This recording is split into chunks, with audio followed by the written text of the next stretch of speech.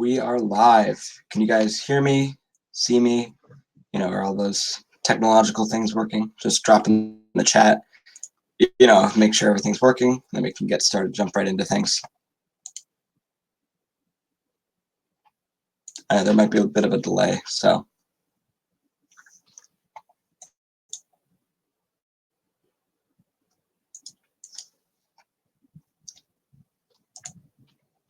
Just making sure, just drop in the chat if you can hear me, you can see me. I just want to make sure that all that is working before we get started. Perfect, awesome.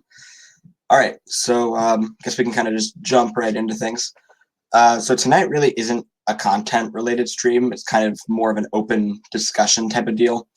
I'm really here just to answer any and all questions you have about AP Chem, about the content, what it's like in the course, stuff like that, and really how to actually, do well on the exam so that you guys know what to expect from a student perspective, from a teacher perspective, etc. So let's just get started here. All right, what is the format of the exam? Okay, geez, let's see if I remember this. Okay, so you will have 60 multiple choice questions, and I believe you get 75 minutes to answer them. So they'll be just normal, multiple choice questions. You'll get just like A, B, C, D. And then the questions will usually focus on some sort of scenario. So it's a lot less of just rote calculation than it is being able to apply the concepts that you learn. So for example, here, let me pull up a practice test. And I'll be able to show you what I mean. See if there's just an open one. If not, then that's okay.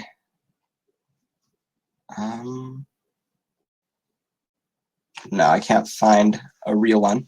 But yeah, it's really a lot less of just rote knowing how to do calculations and a lot more of application of the concepts that you learn. So you might get a question that says, for example, which of the following elements displays the highest metallic character? And then you'll be able to say, oh, well, neon doesn't lose electrons, it's a noble gas, and then from there you can say, okay, that's wrong, and then you can eventually get the right answer. So it's a lot less of just calculating. The free response, that's where you're going to be doing a lot more of the math, because you're not allowed a calculator on the, here, let me just add that as a question. Yep, if you guys have any questions, hi Jeffrey, if you guys have any questions, just drop it in the ask a question area so that I'm able to directly address those. The chat is really for you guys to discuss, to chat. I'll be able to see it, but any questions that you have, just drop in the box.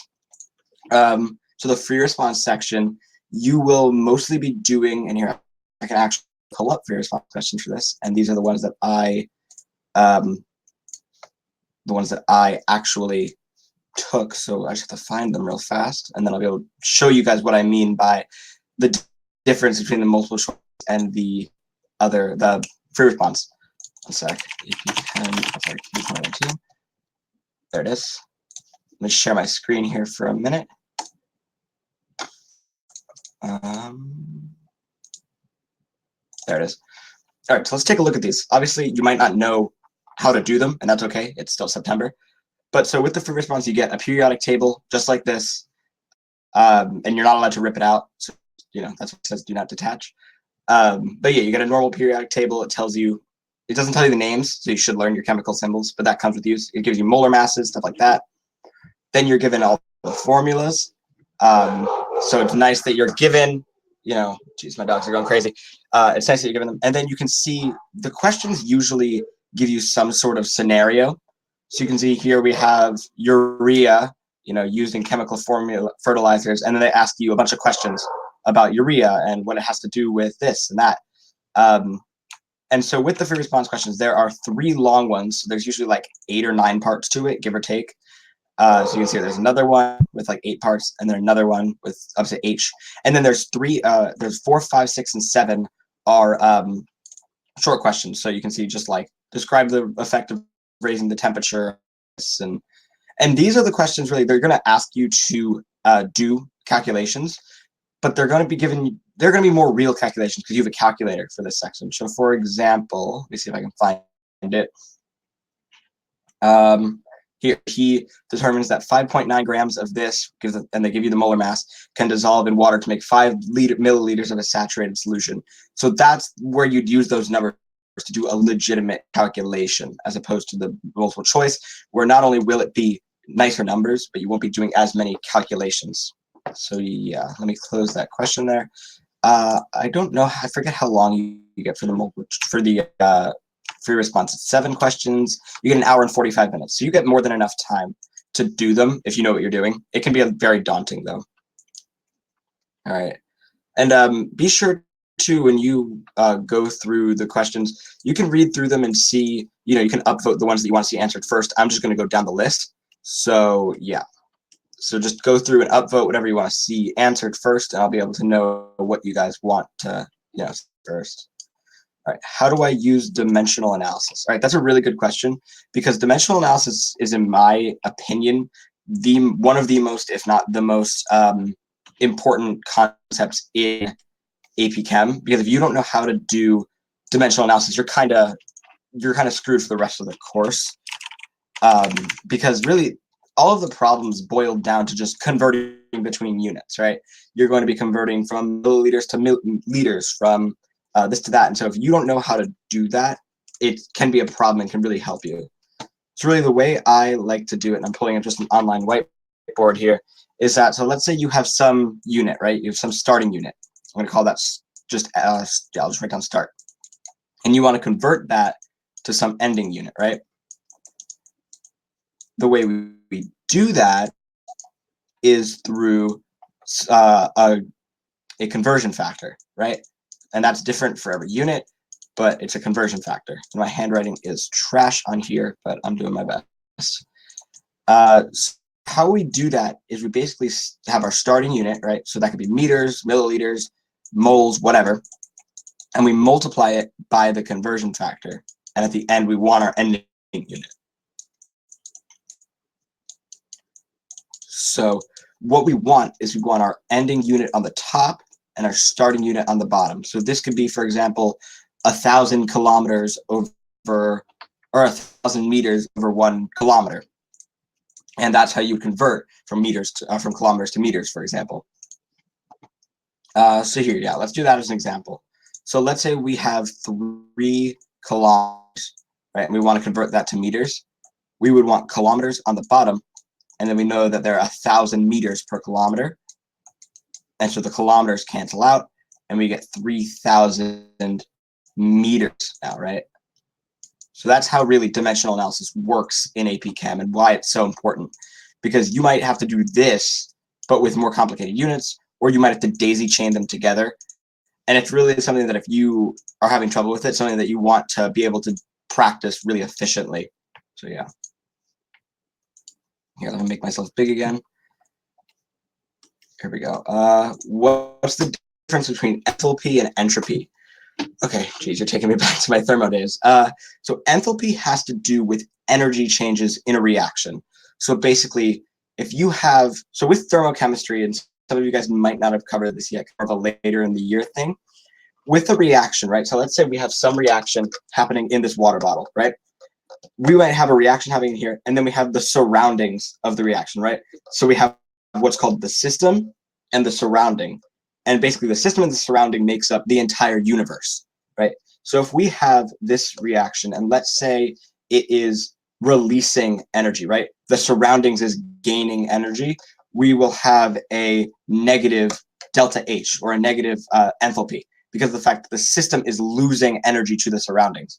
Conversely, if we have an endothermic reaction, meaning the reaction is taking heat, we'll have a positive delta H, or enthalpy, due to the fact that we are gaining energy from the surroundings.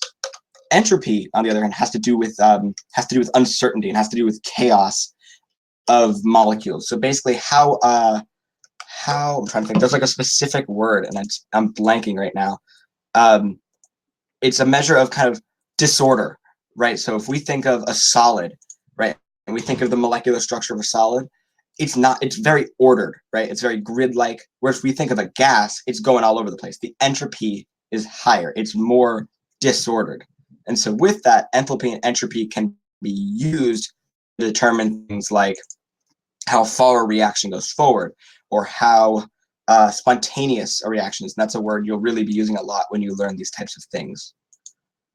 All right, I'm going to go through this, see if there's any ones that are upvoted more than others. Here we go. All right, would you be able to go over some stoichiometry problems, conversions of grams to mole and moles to gram? Yeah, of course. So let's pull this up. So I just want to make sure, do you want to go over like stoichiometry as in like limiting reactant problems, or just converting from grams to moles and moles to grams using the molar mass? I'm just asking for a quick clarification. Limiting reactant. Okay, let me pull up a quick. I'm just looking up a limiting reactant problem here. There it is. That's a good one. Okay, so we have that. Just give me one quick second to pull this in. There we go. All right, so here is an example of a limiting reactant problem, right? So we have zinc. Whoop, that's the eraser. We have zinc with reacting with 2 moles of hydrochloric acid to form zinc 2 chloride, yes, and hydrogen gas, right? It's just a metal reacting with an acid to form an ionic salt and hydrogen gas. That's a pretty typical reaction. So we want to see how much zinc chloride, and we'll then convert our answer to grams, so to get moles, can be produced from the reaction of 2 moles of zinc and 3 moles of hydrochloric acid. And then we want to find out what is the limiting reactant. So really the way I like to think about the limiting reactant is, what do we run out of first, right? We're basically, you can think we're using 2 hydrochloric acids for every 1 zinc. And so which one do we run out of first? We're using different amounts of the other in terms of moles. So the way I like to do this is take one of the moles, so for example, 2 moles of zinc, and convert that to moles of the other reactant to see if we have enough. So when we're doing it, and this is another example of dimensional analysis, we want moles of zinc on the bottom. So we have 1 mole of zinc, right there. So we can just write mole of zinc, and then we have 2 moles of hydrochloric acid, right? And that's because of these what are called the stoichiometric coefficients on the reaction. So then we multiply, we cancel out our moles of zinc, and we see that we need 4 moles of hydrochloric acid to fully react with this 2 moles of zinc. So just draw this chart. Do we have 4 moles of hydrochloric acid? Just yes or no. No, we don't, right? We have 3. So therefore, we don't have enough hydrochloric acid to fully react with these 2 moles. So we know that the limiting reactant is hydrochloric acid, right? And our justification for that claim would be, we need 4 moles of hydrochloric acid to fully react with this 2 moles of zinc. However, we only have 3. And so that's why we'll run out of hydrochloric acid first. So then from doing that, it's a fairly simple stoichiometry problem, right? We have 3 moles of HCl, right? And we want to use HCl because that's the thing we'll run out of first. And once we run out of one reactant, we obviously can't just produce more reactants. So we multiply this by, and again, we want to find out how much zinc chloride. So we have 1 mole of zinc chloride for every 2 moles of hydrochloric acid. And that's, again, using the stoichiometric coefficients in the reaction. So we get 3/2 moles of zinc chloride. So that's, geez, my dogs are going crazy today. So that's an example of how you would do a limiting reactant problem. And then from here, and I believe there's another question, so I'll kind of close this one and open another. We can then take this 3/2 mole of zinc chloride, right? And we can then convert that to grams. So let me close this question and I can open up that other one. Where are we? Compound. Good try, Jeffrey. Where is it? There we go. So how do you find, from Anaya, how do you find molar mass? Right. So we have zinc chloride. So let me pull up a periodic table, and I recommend you do the same, because I don't know if I can share multiple tabs at once, but I will open this up and just reopen it. So we have P table. This is a website that I really recommend for chem students because it's just so helpful in terms of just a dynamic periodic table that you can look at.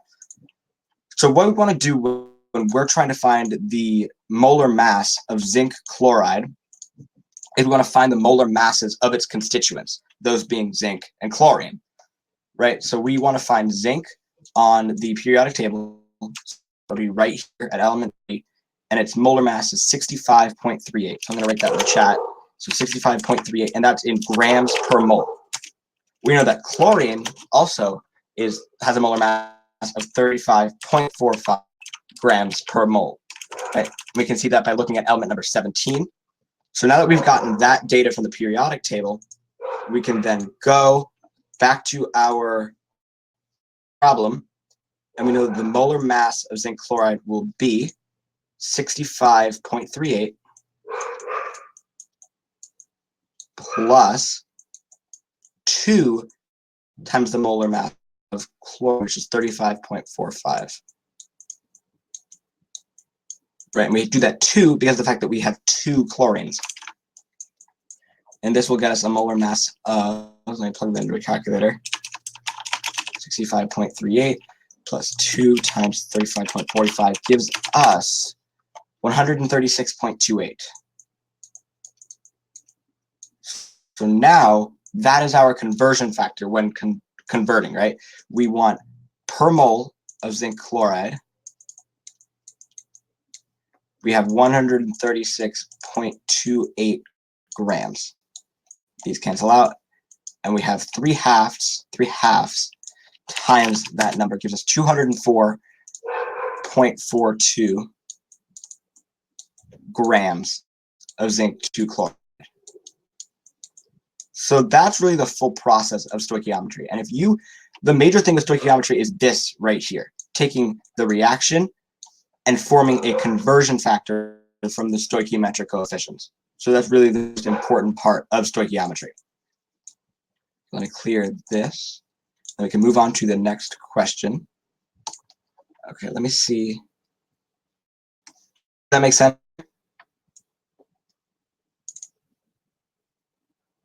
If it didn't, then I can, run through it again quickly, or,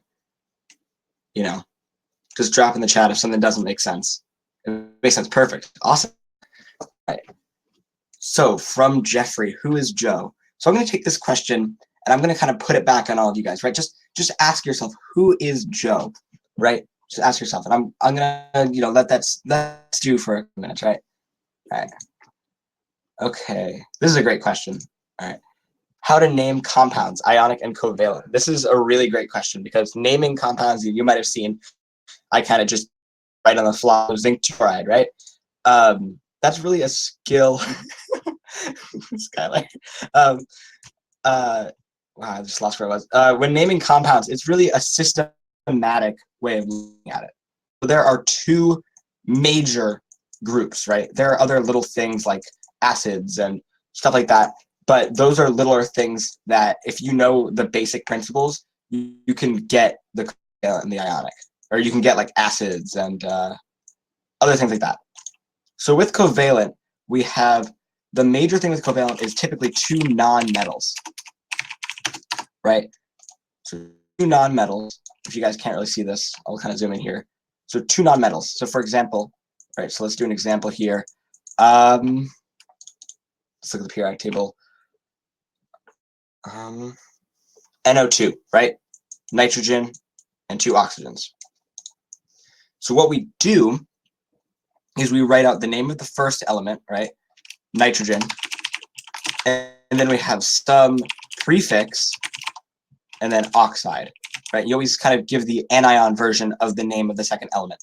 So for example, oxide, fluoride, chloride, sulfide, bromide, etc., etc. So the real goal of this now is just what is that prefix, right? Well, we know that the prefixes are just going to be based off of our numbers. Nitrate is a different thing. I think, actually, I might have just given us nitrate and without knowing. No,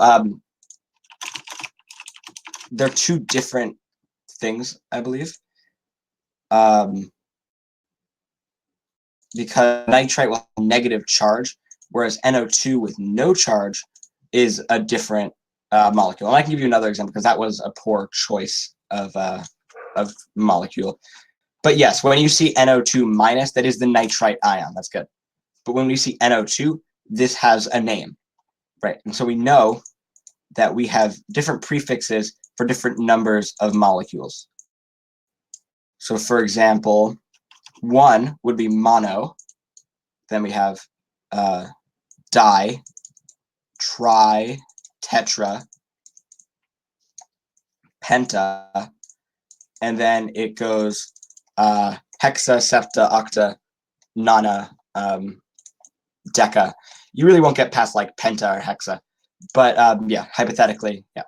So this would be named nitrogen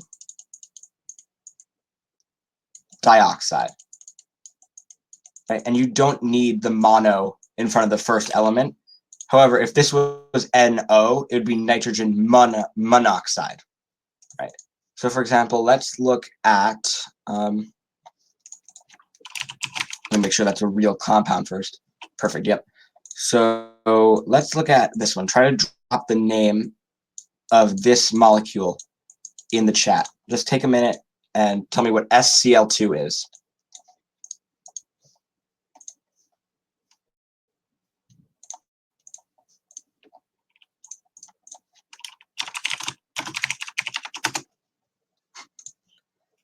My friend Jeffrey popping in saying, who's Joe, and then leaving. Sulfur dichloride, exactly, right? Because of the fact that we have one sulfur, and we don't need the mono, and then we have dichloride, not dichloride, dichloride. So that's really the major thing with covalent compounds.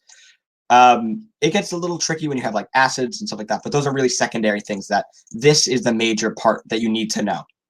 With ionic compounds, there are two major kind of species, I guess. So there's the metal, not metal, non-metal. That's the typical, you're always going to see that. That's going to mean ionic. However, when this metal's a transition metal, things might get a little funky. But let's just start out slow, right? So let's look at NaCl, for example, right? We have sodium, a metal, mixing with chlorine, a non-metal, right? So what we do is we just take it and we say sodium, right? And then we say chlorine, but then we have to add the anion suffix of "-ide", right? And "-ide" would mean a negative charge. So this is sodium chloride. Similarly, if we have Ca, let's say CaO2, or just, yeah, Ca, let's say ClCl2, right? This would still be named just calcium chloride. This wouldn't be calcium dichloride because we don't need those prefixes in an ionic compound because we can tell from the charges on the molecules how there will be, right? Calcium has a 2+ charge, chloride has a -1 charge, and so we know how many there are. However, when it comes to transition metals, that's when things get a little funky because of the fact that transition metals can take on more than one charge, right? So take, for example, iron, right? Iron comes in two forms. It comes in 2+ and 3+, and I'm sure there are others, but 2+ and 3+ are the most common. So if we want to find the ionic compound between iron and, let's say, oxygen, right? We could have two variations, right? We could have FeO, right? Or we could have Fe2O3, right? Oxygen's always a -2 charge. So this, we have iron with a 2+ charge and iron with a 3+ charge. So how do we differentiate between these two by the name? That's really the question I want to ask. And what we do is we add a Roman numeral to denote the charge. So here it would be iron 2 oxide, right? 2+ charge. And here it would be iron 3 oxide, right? So when you're like on a test, if you were given this and told to name this, you want to first know, okay, iron is a transition metal, right? And you can see it's directly smack dab in the middle of them. We know then that this could vary and we need these Roman numerals. So yeah, that's really how you name those compounds. All right. let's see. Trying to find one that's been uploaded. There we go. What are the solubility rules that I have to know for the exam? Okay. I didn't memorize them. I just memorized commonly soluble things. Let me look it up because I didn't memorize them, and I sure as heck don't memorize and remember them now.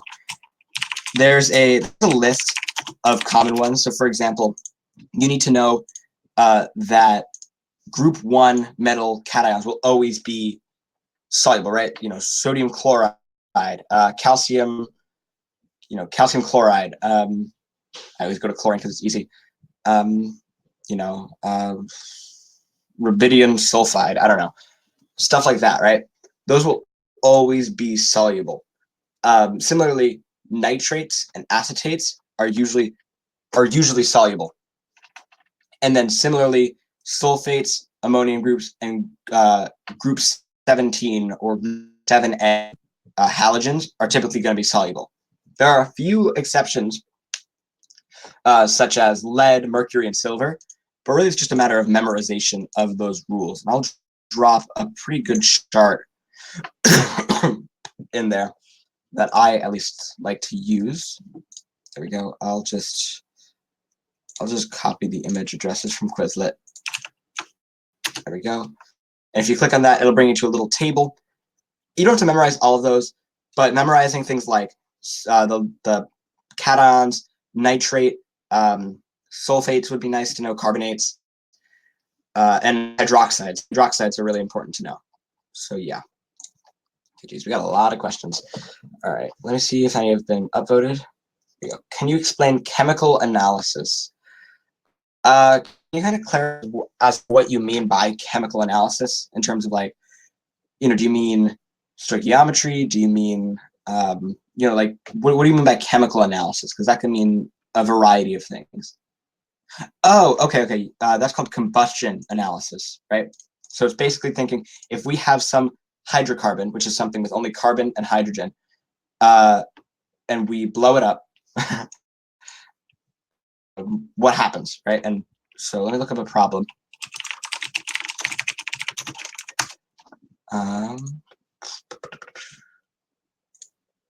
trying to find just like an empty one.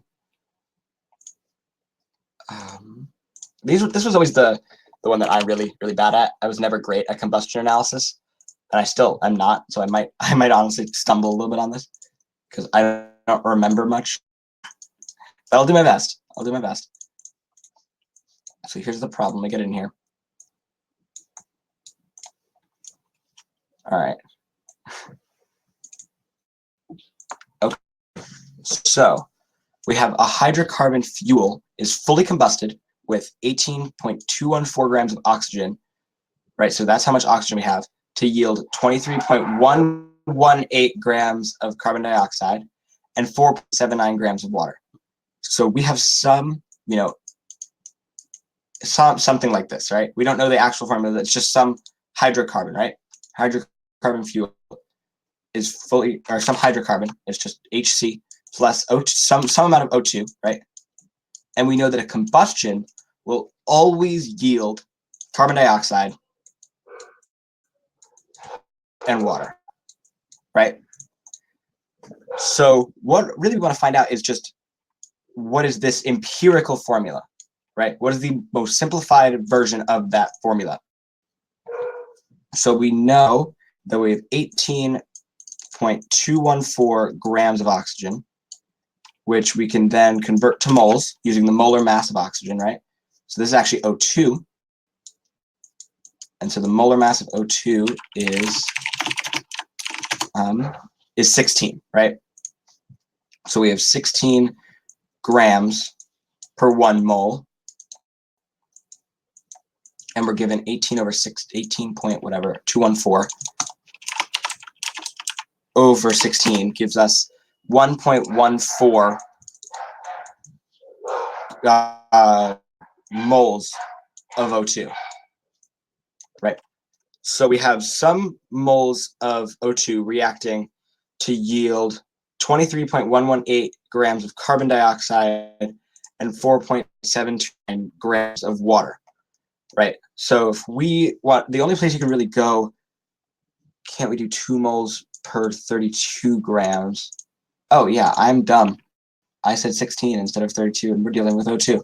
Good catch, good catch. Yeah, the diatomics are always kind of finicky with stuff like that. But it would be 1 mole, right? It'd still be 1 mole because it's 1 mole of O2, not 1 mole of oxygen. Right, so we're going to do 18.214 over 32, which gives us let's call it 0.57, right? Oxygen. Right, and we know that this reaction, that this is fully combusted, which means our hydrocarbon has to be our limiting reactant, right? So now we know that this hydrocarbon is combusted to form CO2, which is, so we have 23.118 grams, right? So let me plug this into a calculator. Oh my goodness, my dogs today. They're not having it. So what we want to find out basically is when we're dealing with an empirical formula, we want to find how many moles of carbon and hydrogen are in this, right? Because then if we can find that, we divide by lowest amount of moles, and then from there we're given the empirical formula. And we know that because this completely combusts, all of this carbon is going to end up right there, and all this hydrogen is going to end up right there. So we want to find out basically how many moles of carbon are in this much carbon dioxide. So first things first, let's get that into moles. So CO2 molar mass is equal to 44, let's call it, right? So 44 grams per mole of CO2 gives us 23.118. I'm like scrambling on my keyboard here to try to get up open calculators and stuff. 0.118 over 44 gives us an answer of 0.5, let's call it 0.53, right? 53 moles of this is carbon dioxide, right? This isn't carbon. However, we know that for every mole of carbon dioxide, there's going to be 1 mole of carbon. We can just know that by looking at the formula. So that implies 0.53 moles of carbon, right? So now we do the same thing with our water, right? So we would do 4.129 9 grams of water times the molar mass of water, which is 18, over 1 mole. We want to include our units, cancel out the grams, and we get this is equal to 4.129 divided by 18 gives us 0.223. Let's see. Why is 0.53 moles of carbon? So let's think about carbon dioxide, right? So we have 1 carbon bonded to 2 oxygens, right? I'm not going to bother with the Lewis dot and all that stuff, but we just have carbon bonded to oxygens. That means that for every mole of this, we will have 1 mole of carbon and 2 moles of oxygen, because we've doubled the amount of oxygen than we do carbon. So if we have 0.53 moles of CO2, we're going to have 0.53 moles of carbon because of the fact that we have 1 mole of carbon for every 1 mole of, yeah. So for example, if we wanted the amount of oxygen, we would then multiply 0.53 by 2, right? So that's a really important way to be able to look at, percent by mole. So now we've, and we'll see that right now. So 0.23 moles of water. However, look at this. We have 2 moles of H2, right? So we have, or 2 moles of hydrogen, right?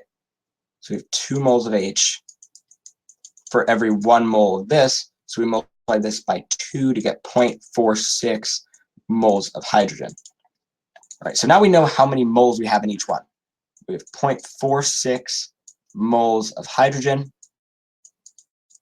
0.3 moles of carbon. So now what we want to do is we have now a normal limiting reactants problem, right? We have the amount of moles of each. We will divide by the lowest mole. So we'll have 1H then 0.53 divided by 0.46 to give us 1.1, let's call it 1.15. So now we want to multiply this by something so that these both become whole numbers. So for example, not 2. I'm trying to find the correct number since we got kind of a weird answer. I believe it's, yeah, so if we multiply these both by 6, we'll get 6 hydrogen and 9 carbons. So we can say that, no, wait. I screwed it up. 1.15. Like I said, I'm really not great at these problems.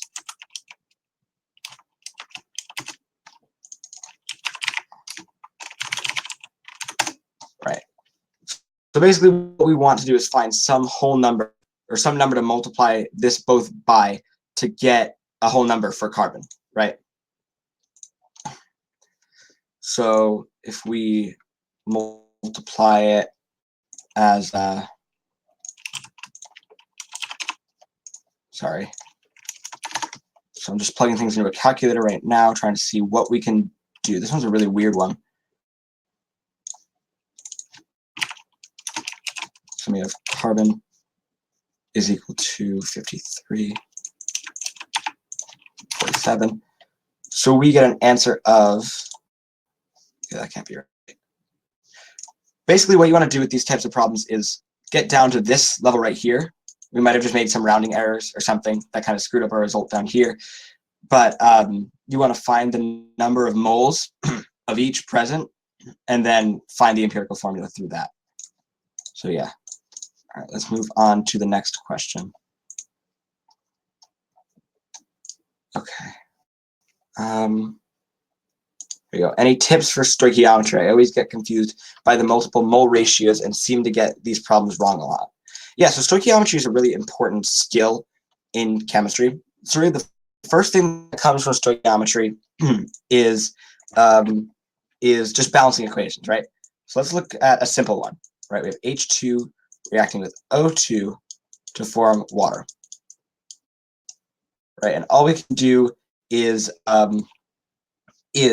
add coefficients here, here, and here. So we can say we want to balance the oxygen, so we can put a 2 here. And now we want to balance the hydrogens, so we put a 2 here, right? That's our balanced equation. So now, with the mole ratios, the mole ratio is a conversion factor, right? So let's say we have 3 moles of oxygen, right? And let's just assume we have excess hydrogen. Yeah, definitely, Julia.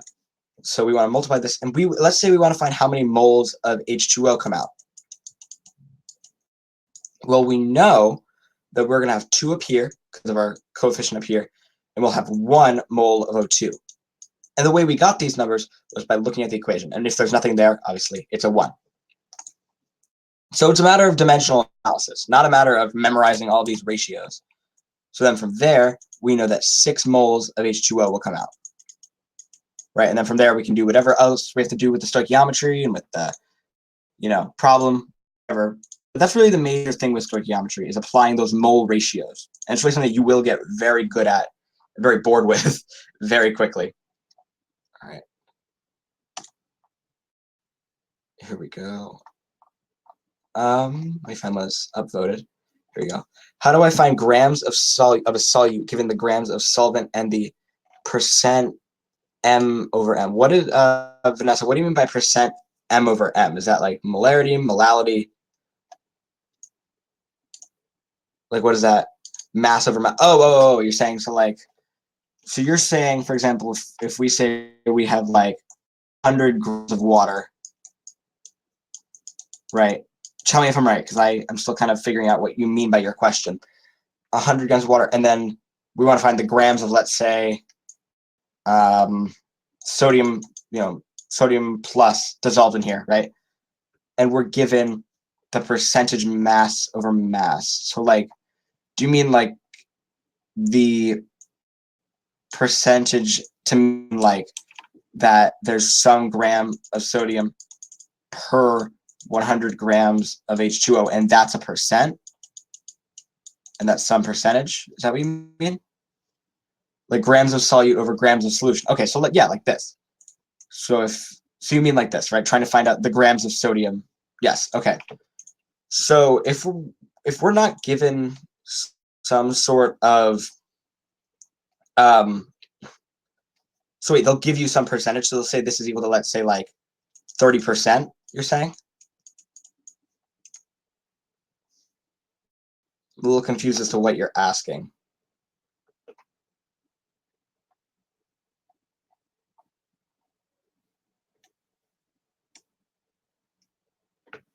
Like, if you can give me like an example problem, that might be helpful.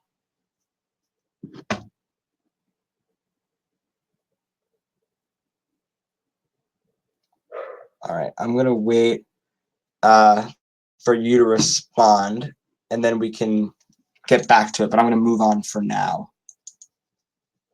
All right. So let's look at some other of these other questions. All right, and we'll wait for Vanessa to get back to us. All right, so what is Le Chatelier's principle? Okay, so Le Chatelier's principle really has to do with equilibrium, right? It has to do with how far does a reaction go forward. So let me look up a good example of Le Chatelier's principle, because I am too lazy to come up with one myself off the top of my head. There we go. So here's a reaction that does not go all the way forward, right? It would be H2 plus I2, right? We have a double arrow, yields 2 hydroiodic acid. This is not something, there it is. Okay, we'll get back to Skylar's question in a minute then. All right, I've really created a mess here, haven't I? All right, so let me paste this into Crowdcast. All right, so how many grams of sodium? Oh, okay, I see what you mean. So how many grams of calcium nitrate need to be added to 400 grams of water to make a solution that's 12.5% by mass calcium nitrate? Okay, so we know that the percent by mass is just some amount of grams of calcium nitrate, right? This is what it'll be, NO3 2, yes, per 400 grams of water. And we know that this is 12.5%, right? That's basically what the problem told us. So now it's just a matter of algebra, right? We can say that this is equal to 0.125, and then we multiply by 400 on both sides. So 400 times 0.125 is equal to 50. Right? We get this is equal to 50 grams. So it's just a matter of setting up the equation and then and multiplying out and doing the algebra in order to get your answer. Right. So let's get back to Skylar's question about Le Chatelier's principle. All right. So if we have this reaction right here, right, where we have hydrogen and iodine forming hydroiodic acid, and this has some Kc value, right, less than 1, right? Let's just assume that this does not go all the way forward, right? And for those of you who aren't understanding what I'm saying, this is something that you'll look at a lot later in the year. This is definitely a kind of later topic. So yeah. So when we have an equation like this, where it doesn't go all the way forward, we want to look at Q, right? When we have Q, this is equal to HI squared over H2 times I2, right? And this will get this. You might say, okay, well, this looks a lot like K, right? And in many ways it is. However, these things that we put in right here are the current concentrations, not the equilibrium concentrations.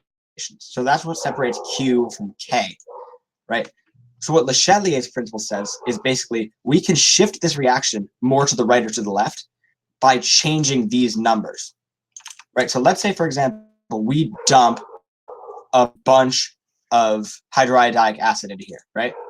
Therefore, we're going to make this number here a lot bigger, and therefore Q is going to become greater than K.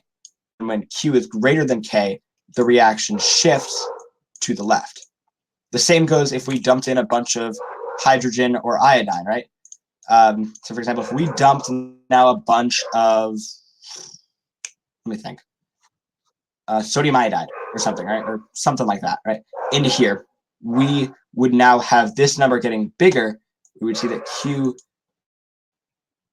or no, we would see this number getting smaller, right? And so it would become Q less than K, and this reaction would shift to the right. So it's really a way to manipulate equilibrium and shift reactions to the right. It can also be used to determine whether or not a reaction is endothermic or exothermic. So let's just assume that this reaction has a delta H that is negative, right? It is exothermic. That means that heat, wow, my voice, hello. That my heat is essentially a product of this reaction. We're losing heat to the surroundings.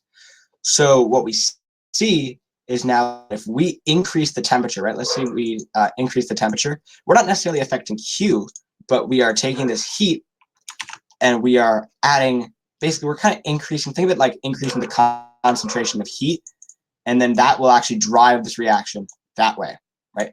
Similarly, it's the opposite for an endothermic reaction. Does that make sense, Skylar? Just how I described the Chatelier's principle in that way? Just drop in the chat, Awesome. All right. We've got a bunch more questions here. Feel free to ask any more questions, even if we are coming up on 45 minutes to an hour.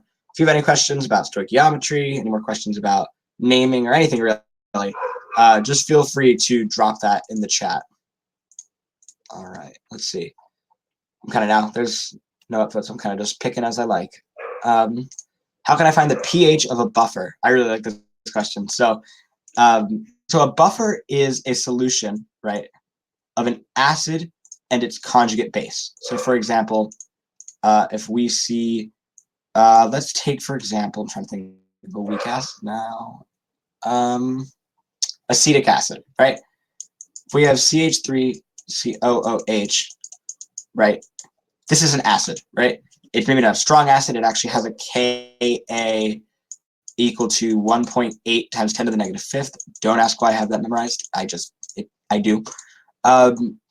Right, so it's a weak acid, which means that we know that its conjugate base, which is acetate, right, is going to be a significant base. It might not be a strong base, but it is a base with non-negligible basicity, right? It will affect the pH. So when we have a solution of both of these things, it creates what's called a buffer, right? If we add H plus into here, we're going to see that that's just going to form, right? We're going to see that this is going to react with it. And if we add a bunch of, let's say, hydroxide, we see that this acid is going to react with it.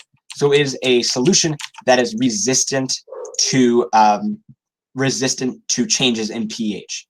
So the way we calculate this actual buffer is that we have the pH is equal to the pKa of the acid plus the log of, there's a specific order, and I can never remember the order. Literally, I looked at that equation probably 12 times on the exam, right? Of the conjugate base, the concentration of the conjugate base, over the concentration of the acid, right? So for example, for this example, the pKa is around 4.74. Again, don't ask why I have that memorized. Plus the log of, let's say we have 0.5 molar sodium acetate in there, right? So acetate, and then 2 molar acetic acid, right? So now from here, all you have to do is 4.74 plus the log of this ratio. So it's the log of, what's 0.5 over 2? I should really do that in my head, but I'm too lazy. I believe it's 4, but it's 1/4, right? Times the log of 1/4. So that means that the pKa, or the pH, is 4.74 plus the log of 0.25, which gives us an answer of 4.14, right? is equal to the pH of that solution. So that's really how you find the pH of a buffer, right? And this will be really necessary when looking at things like acid-base titration, which is something that you'll look at very much later in the year, because of the fact that when you have both an acid and its conjugate base present, you will always have a buffer, right? Unless you're dealing with a strong acid or a strong base. But that's for later. This equation has a special name. It's actually called the Henderson-Hasselbalch equation, right? So that's an equation, you're given it on the exam, and it's something that's really important to know by May how to apply it to acids and bases. Right, so does that make sense? You know how that, perfect, all right. Yeah, and again, if anyone has any more questions, feel free to drop those in the chat. All right, let's keep chugging through. All right. Where is it? How can I differentiate between the three types of intermolecular forces? I really like this question because intermolecular forces are super fun. So there are three main types of intermolecular forces, right? There are dipole-dipoles interactions, right? So I'm going to write dip, right? There are London dispersion forces, which I'm going to write LDFs. And then there are, actually there's a couple, there's more than three. There's London dispersion, there's dipole ion, right? Then there's, those are the three main types. Because then under London dispersion forces, you'll things like dipole, induced dipole, and induced dipole, right? And under dipole, you'll see things like hydrogen bonding, right? So to differentiate between the more than three, you want to look at basically the structure of what you're looking at. That's why typically most teachers before teaching this will make sure you understand things like Lewis dot structures. So for example, let's take a look at, everyone's favorite H2O, right? If we have the right here, and then we have to draw our valence electrons or lone pairs. So we know, wow, my whole nose just decided to clog up. So we know from looking at the structure, this is a polar molecule, right? It is asymmetrical. So we know that this will definitely exhibit, it will exhibit some form of dipole-dipole, right? If we have, I'm going to redraw this in a nicer way. If we have, so if we have our oxygen over here, we have our hydrogens here. Let me just get this up here so I can get those lone pairs in there. We know that this will have a dipole in which the electrons are shifted this way, right? And let me just write, there's like a special thing to do, something like that. Right, and so we know that this will have a negative partial charge. I'm going to write sigma negative. And we know these hydrogens will have a partial positive charge, right? It's not a negative one or a positive one charge, but it is a polar charge. So when looking at this now, we know that when we see another water creep up, it's going to orientate itself like this, right? Because we have our partial negative and our partial positive, and we know opposites will attract. However, when we look, we have a hydrogen having a dipole with an oxygen. So this means that we see a special super strong type of dipole bonding known as hydrogen bonding, right? So what hydrogen bonding is basically when we see a dipole interaction between hydrogen and either the three main ones are nitrogen, oxygen, and fluorine, NOF, right? So when we see that, we really want to know, okay, these are going to be strong dipole interactions. Unlike that, if we have something like, let's think about, making sure that I'm correct here so I don't give you, right. So let's look at ammonia, right? We have NH3. We have H, and then a lone pair right here. Right, we can see that this is asymmetrical once again. So we know that we're going to have a partial negative here and partial positives here, here, here. However, no, we're still going to see hydrogen bonding in ammonia. We have that nitrogen and that hydrogen. However, if we have a polar molecule that that doesn't have hydrogen or oxygen or anything like that, we won't see hydrogen bonding take place.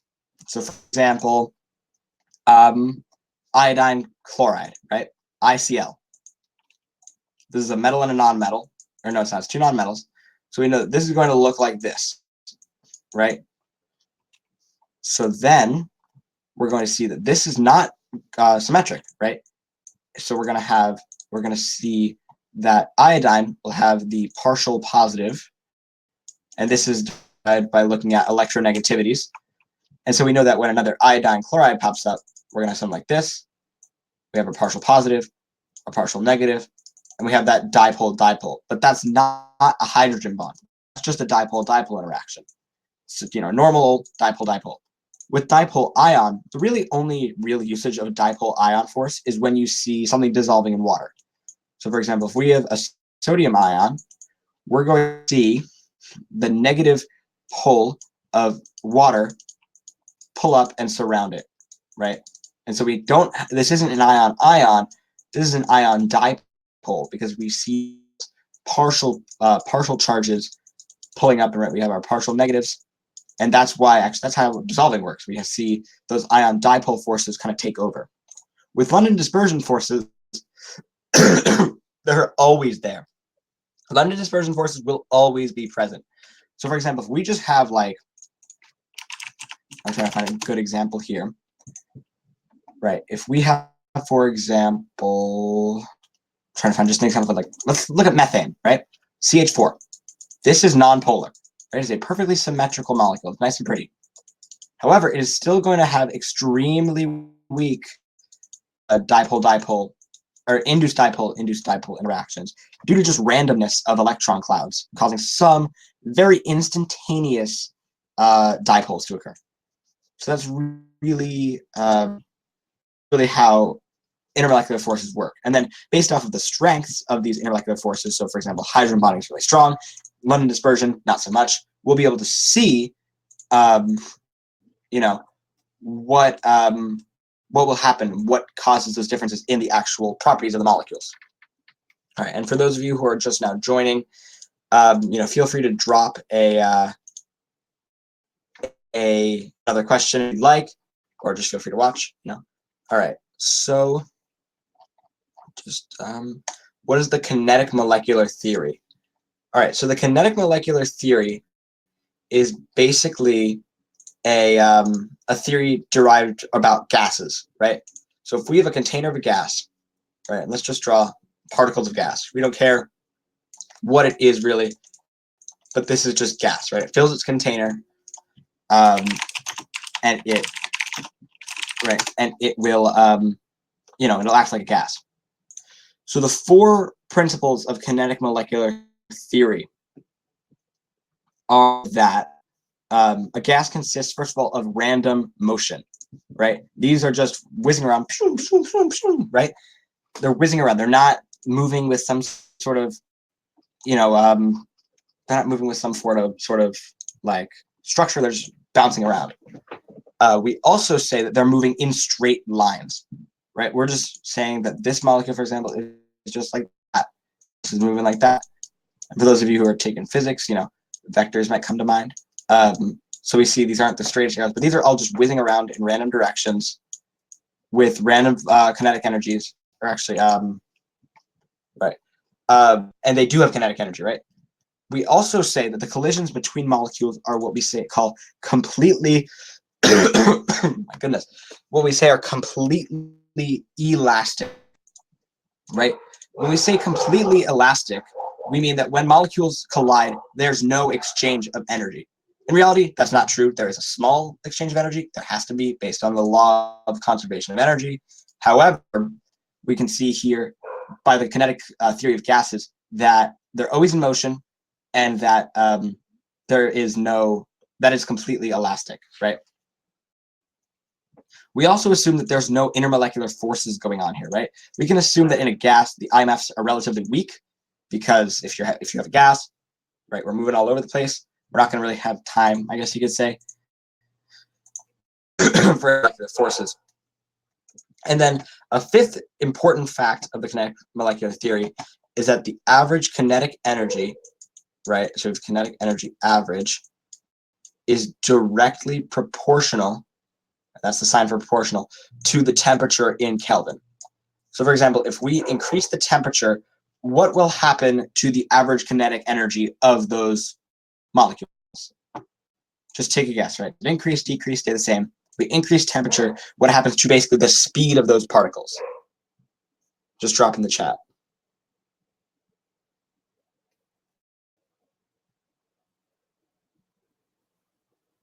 It increases, exactly, right?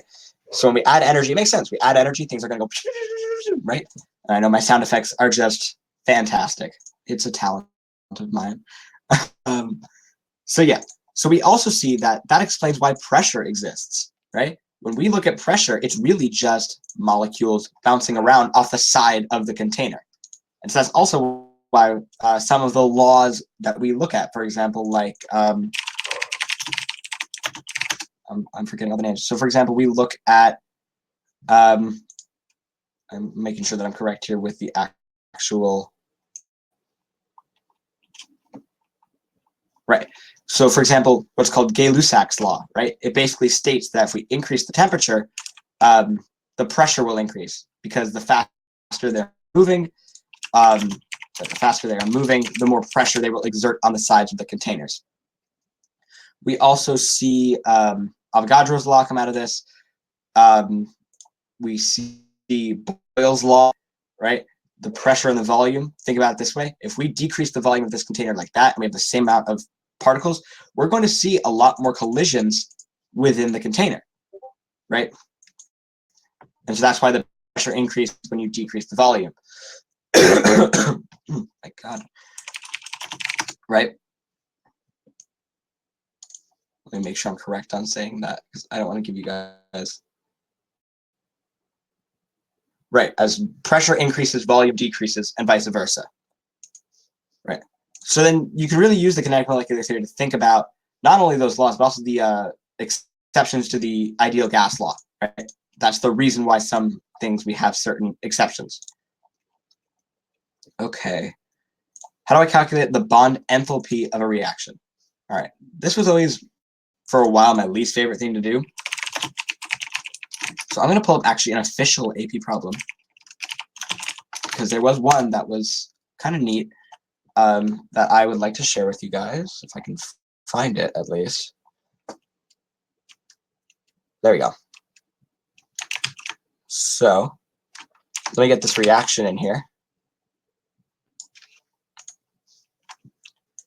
So basically, this question is going to be a little bit of a spin on what you typically will see about kinetic energy, about bond enthalpy of reaction. So here we're given, and this is from the 2019 free response question. So you can go take a look. It's from number 2, I want to say, yes. And so now let me get the question in here, right? This was part G from the question. So this will give you guys a good taste of what it's like to actually do an AP question, and I'll walk you through it, don't worry. All right, so we want to, so part G is asking us to calculate the bond energy of the bromine-chlorine bond, right, in kilojoules per mole. Right, we're good, our units are all the same. For the reaction, right, they repeat the enthalpy for us, and the information in the following table. Okay, so let's take a look at just the formula right now. It's going to be kind of, but trust me, it's not that bad. So basically we say that the enthalpy of reaction, right, is equal to the sum of bonds broken minus, let me make sure, wait. I'm going to make sure, I always screw up the order on this. I'm going to, yes, okay, I got it right. Look at me. So bonds broken minus the sum of bonds formed. Right, and that might look really scary because of all the Greek letters and all the, what's going on? But basically all it means is we take the amount of energy released from the bonds broken and subtract the energy like inputted, I guess that's a bad word, but put into the system to form those bonds. So for this, so we know that the bond's broken in this reaction is basically, and I like to kind of draw a picture, is we're going to have to break two BRCLs, right? And then we're going to have to form, right, a BR-BR plus a CL-CL, right? Think about it this way. You break those two bonds, and then you form the new molecules. So now, what they're asking us is to calculate this number right here. So we don't know this yet. However, we do know that we're going to get 1.6 kilojoules per mole, right? So we know that this is a positive number. Right. So we have 2 times, and I'm just going to call it X for now, but we know that it's the bond energy of the bromine-chlorine bond minus, so bromine-bromine is 193 from the table, plus chlorine-chlorine, which is 243. So we get 2x minus, damn, my handwriting is really falling apart, 193 plus 243 gives us 436. So 2x minus 436 is equal to 1.6. So then we want to just, and now here it's just algebra, right? So we have 437.6 is equal to 2x. So 437.6 divided by 2 gives us 218.8 as our answer. Right, so that's really what they'll want you to do. They won't sometimes ask you to calculate it, and they very well could. It's a valid question. They might also want you to apply it. And let me just check our answer real quick to make sure I did that correctly. Right, 218.8. Then when we do the sig figs, right, it's equal to 219. Right. So does that answer your question, Skylar? All right. All right, we're going to probably go through 3 or 4 more of these. So, how do I determine the Gibbs free energy of a reaction? So, as much as I hate to say it, Gibbs free energy is not a measure of something like Harley, unfortunately, but we made that joke too many times in my chemistry class. So, Gibbs free energy is a really kind of neat measure of thermodynamics, right? It measures basically the spontaneity of a reaction, which has to do with how far the reaction goes forwards, right? Does this reaction happen, or do I kind of have to like give it a nice little nudge, right? And so the technical formula for it is delta G standard is equal to delta H standard minus T delta S standard, right? Or most people say delta G naught is equal to delta H naught minus T delta S naught, right? We just say naught instead of standard. And so that's the formula, right? So if you're given the enthalpy of the reaction and the entropy of the reaction, you can find the Gibbs free energy of the reaction. And again, if it's negative, that implies spontaneity. If it's positive, that implies that it's non-spontaneous, right? We also can say that delta G naught is equal to negative RT ln K. That's another reaction due to the fact that we have a relationship between K and delta G, right? And this R here is 8.314 joule per gram. I forget what it is. Let me look at the units again. It's something like that. It is, the R energy constant is, oh my god, 8.314. It's 8.314. That's what's important. I can find the units later. It's 8.3. Okay, there it is. 8.314 joules per mole K. Right, that makes more sense. Right, which then you can convert that to kilojoules by doing dimensional analysis, which we talked about earlier. So that's really how you would find delta G. You might be expected also to do it by the same product minus reactants rule you can apply here and here. However, it's kind of less common. You'll probably be just using that formula. All right. So some of these questions have kind of basically been answered. So I'm going to delete a couple of them. All right. How do I calculate molar solubility from the solubility product constant? So the solubility product constant is the same as just any other K value, right? It's KSP, solubility product, right? So let me look up a problem here.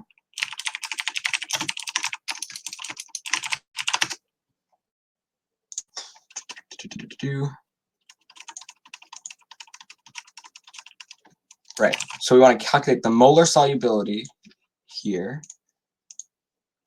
Let me get the problem up here first, and we can start talking about it. So it's asking us to calculate the molar solubility of lead 2 chloride in pure water. And they say that the Kp of lead 2 chloride is 1.17 times 10 to the minus 5. So we already know that lead 2 chloride is not very soluble, right? That is a non-spontaneous, that is a very that is a reaction that will reach equilibrium very, very, very, very low concentration wise. However, we know that lead 2 chloride, right, PbCl2, will dissolve. It will technically, to an extent, into lead 2 and Cl and 2 Cl minus, right? That's just how dissolving works, right? You break it up into its ions. So then we know that the KSP of this reaction is equal to, it's just going to be equal to the concentration of Pb2 plus 2 Cl minus, or plus Cl minus squared, right? And the reason we don't have this is because this is a solid technically, and we don't include solids in the equilibrium constant, right? So then what we want to do is set up what's called an ice box, right? Or a rice box for some, but ice box, rice box, whatever. So we say initial change equilibrium, right? So here we can ignore this whole area. We don't care.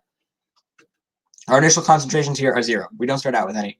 And we're going to add x amount of here, x and 2x here.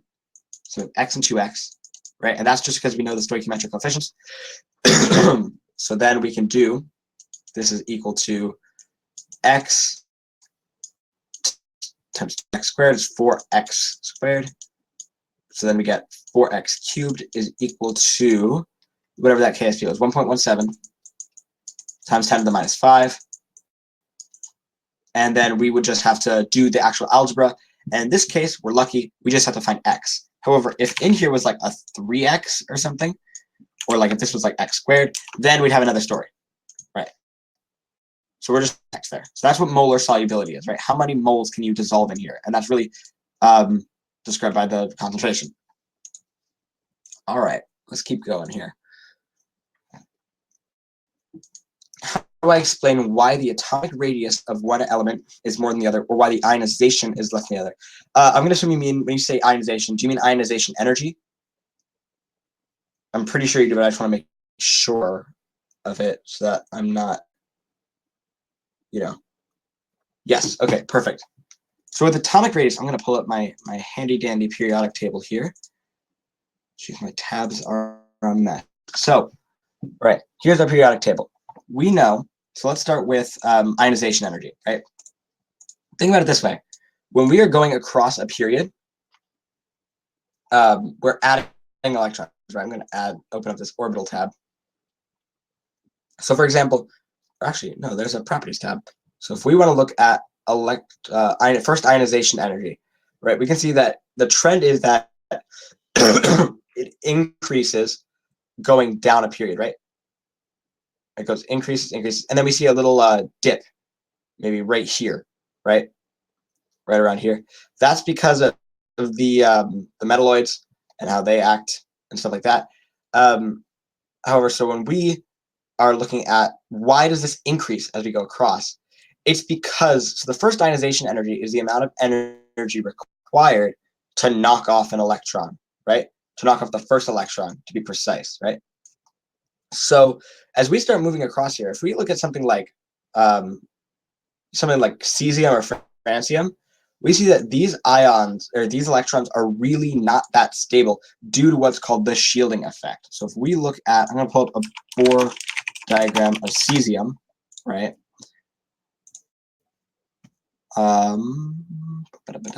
Cesium. So let me get out of here and open this up. There we go. Right. If we take a look at this image right here, right, and right. If we take a look at this image of cesium right here, and I'm going to try to zoom in. I think it doesn't really work. Right. We can see that there are a bunch of electrons. Oops, I got rid of it. I'm dumb. I'm really dumb. Okay. Here we go. So we can see that there are a lot of electrons in those inner shells, right? And these colors just indicate the orbitals that they're in. But we can see that and I want you to answer this, what do electrons do to themselves? Like what do you get when you have an electron next to an electron? You get electron what? Repulsion, attraction, you know.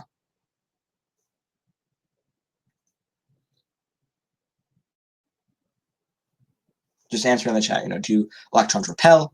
Do they, what do they do?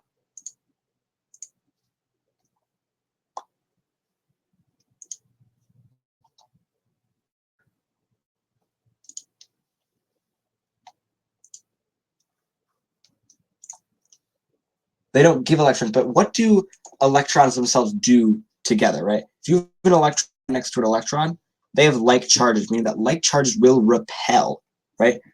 So this is what's called the shielding effect, right? It is shielding, these electrons all down here are shielding the effect of this nucleus, making this electron a lot easier to just rip off. Whereas if we're looking at something like hydrogen or helium, so not only does helium have that full octet, meaning it doesn't want to give up electrons, it is a stable electron configuration, it also doesn't have very much shielding, right? So moving down a group, that's why it decreases. Moving through a group, you're getting closer and closer to a full shell, meaning that an element less and less likely to give up that electron. Similarly, when we're talking about radius, right, going down a group with a radius, you're just adding energy levels, right? Whereas when we're going across, we're seeing that the effective nuclear charge is increasing, meaning that essentially is getting tighter and tighter and tighter, right? We're getting more protons, we're getting more force, right? And so we are seeing the atom get smaller and tighter, meaning that the actual smallest element is in fact helium and not hydrogen. And as we move across, we get smaller and smaller and smaller, right? So that's really how that works. All right, so I know we still have questions. I think we're going to call it here. It's been a little over an hour, and there doesn't seem to be any other questions that really we can answer right now. So I'm just gonna kind of hang out for another minute, see is everything, is everyone okay? Just if you have any more questions in the next 10, 20 seconds, feel free to ask them. But if there are no more questions, I think that we're good then to sign off for the night. So yeah, that was the stream, AMA. If you have any more questions, feel free to ask them in our other streams. We have, let me check, we definitely have streams coming up for Chem. I think I have a stream tomorrow on AP Chemistry. Yes, on intermolecular forces. So whoever asked, or intramolecular forces, right? So for the person who asked about those intermolecular forces, that stream would be good for you.